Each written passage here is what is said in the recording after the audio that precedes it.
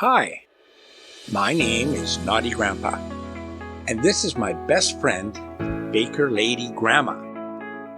We would like to know more about your school and what you do at school. Here are some questions.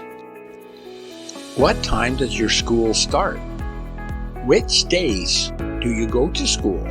Do you go to a big school or a little school? Do children come to school on a school bus? In a car? Or do they walk to school with their mother and father? Is there a playground at your school? Do you have a man teacher or a woman teacher? What is their name? What is your classroom like? Do you sit at a desk? Or do you sit at a table? Do you sometimes sit on the floor? Has the teacher put things on the wall to decorate the classroom? What sort of things decorate your classroom? What sorts of things are you learning? Are you learning the alphabet? Are you learning to read and write?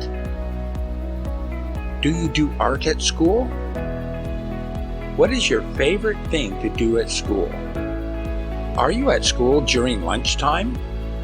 Do you eat in your classroom? What kind of food do you eat for lunch?